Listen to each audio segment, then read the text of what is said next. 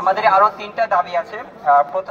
Fourth দাবি হচ্ছে কুয়েট ছাত্রলীগের সকল কমিটি মেম্বারদেরকে তাৎক্ষণিকভাবে হল বহিষ্কার করতে হবে, আজকের মধ্যে হল বহিষ্কার করতে হবে। শারীরিক, মানসিক ও একাডেমিক ক্ষতির প্রকৃতি ও পরিমাণ বিবেচনা করে নির্যাতিত ছাত্রদেরকে এককালীন ক্ষতিপূরণ দিতে হবে। আমরা শুধু জানি শুধু শিক্ষার্থীদের উপর নির্যাতন হয়েছে এমন না, আমাদের শিক্ষকদের উপর নির্যাতন হয়েছে। আমাদের ডক্টর সেলিম হোসেন স্যারের বিচার পুনরায় চালু করতে হবে। আমরা এই দাবি আদায় না হওয়া পর্যন্ত রাজপথ ছাড়বো না। আমরা আমাদের দাবি আদায় করেই ছাড়বো। আমরা আমাদের এই দাবিগুলো নিয়ে ডিএসডব্লিউ ভিসি স্যারের কাছে যাব। দাবি আদায় হওয়া না পর্যন্ত কেউ ক্যাম্পাস ছেড়ে যাব না, কেউ এই ডিএসডব্লিউ ছাড়বো না। ধন্যবাদ।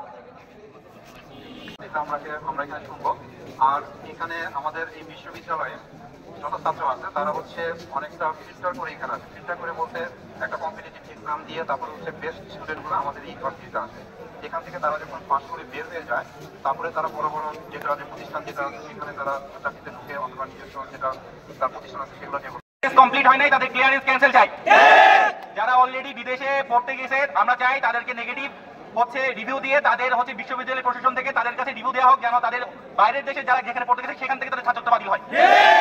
দ্বিতীয়ত, তদন্ত সাপেক্ষে অভিযুক্ত ছাত্র ও শিক্ষকদের বিপক্ষে কুয়েট প্রশাসন থেকে এই ফৌজদারি মামলা করতে হবে এবং এই মামলার খরচ সম্পূর্ণ কুয়েট প্রশাসন বহন করবে এবং এইটা 3 দিনের ভিতরেই করতে হবে।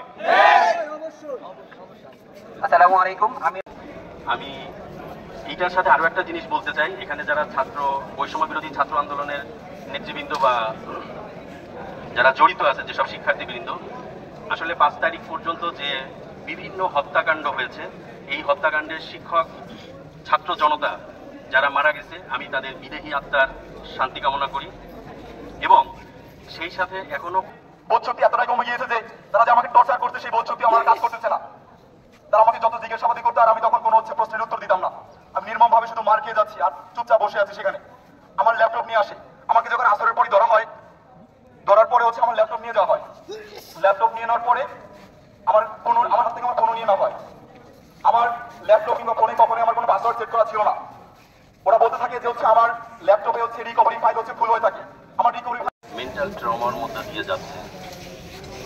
তো এই নৃশংসতার বর্ণনা এখন এতক্ষণ আমরা শুনেছি, ফলে আমি আর ওই জিনিসটা রিপিট করব না। আমি খালি এইটুকু বলতে চাই যে এইরকম একটা মেধাবীদের শিক্ষা প্রতিষ্ঠানে ছেলেমেয়েরা কি পরিমাণ নৃশংস চিন্তাধারার হতে পারে এটা আমরা কল্পনা করতে পারি না। তো প্রথমে আমি নির্যাতনের বিচার চাই, নির্যাতনের বিচার চাই। এভাবে কুয়েটে যত ধরনের এই চাহিদা যারা রয়েছে, যাদের উপর নির্যাতন এসেছে, হয়তো আরো সামনে প্রকাশ পেতে পারে, এই প্রত্যেককে চাই নির্যাতনের শিকার হয়েছে প্রত্যেককে বিচারের আওতায় আনতে হবে। সুতরাং আমাদের এই দাবি থাকবে যে এই আওয়ামী লীগ বলেন বা যুবলীগ বলেন, আমাকে বলতে থাকে আমি নাকি শিবিরের সাথে জড়িত।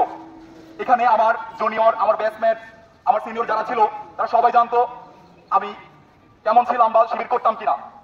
আমি হচ্ছে যখন হচ্ছে কোভিডের মধ্যে আমাদের অনলাইন ক্লাস হয়, অনলাইন ক্লাসের সময় হচ্ছে আমি একটা দুর্ঘটনার শিকার হই। সেই দুর্ঘটনায় আমার বাম চোখের উপরে হাড় ভেঙে যায়।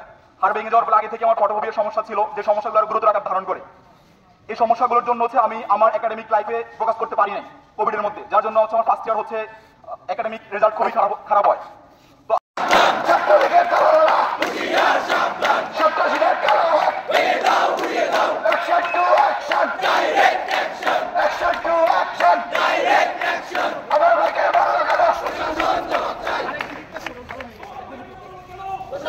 চাহিদার ভাগ্য ছিল সে বেঁচে গেছে, ও হয়তো আপনাদের মতোই হতে পারত। আপনারা দেখেছেন আরো অনেক ঘটনা ধীরে ধীরে প্রকাশ পাচ্ছে। আমরা হারুন ভাইয়ের ঘটনা দেখেছি, তার উপর কতটা পাশবিক নির্যাতন হয়েছে। আমরা দেখেছি মাহাদি ভাই, তার উপর কতটা পাশবিক নির্যাতন হয়েছে। আমরা দেখেছি ইসমাইল ভাই, তার উপর কতটা অমানবিক নির্যাতন হয়েছে। এভাবে কিন্তু অসংখ্য নজির রয়েছে। এই ছাত্রলীগ তারা কিন্তু এই ধরনের কুকর্ম করেছে। তাই আমরা ছাত্রলীগের পক্ষ থেকে স্পষ্ট বলে দিতে চাই, এই ছাত্রলীগ যারা এই ধরনের অন্যায়ের সাথে ছিল তাদের প্রত্যেককে বিচারের আওতায় আনতে হবে। আপনারা কি মনে করেন শুধু এর সঙ্গে একটু তালি দিয়ে বলি, হ্যাঁ, আমার ভাইকে মারলো কেন? আমাকে সেখান থেকে তারা আবার হচ্ছে গেস্ট রুমে নিতে চায়। আমি স্যারদেরকে বললাম, স্যার আপনারা আমাকে বাঁচান। যেই হোক না কেন প্রত্যেকেই জিএসডব্লিউ যেটা আছে সেখানে এসে তাদের কথা জানাতে পারবে, তাদের দাবি দেওয়া জানাতে পারবে এবং সেই অনুযায়ী জিএসডব্লিউ থেকে আমরা সেটাকে সমাধান করব। সেটা না হলে হায়ার অথরিটি যেটা আছে যেখানে যেভাবে করা যাবে সেভাবে করা হবে। তো আমি আশা করব যে প্রত্যেকেই যার যার যে অংশগুলো আছে দায়িত্ব অনুযায়ী সবাই এখানে তাদের দায়িত্বগুলোকে পালন করবে এবং তাদের দায়িত্ব অনুযায়ী এবং তারা এইগুলোকে পরিপূর্ণভাবে আদায় করবে। আর মেইন মূল যে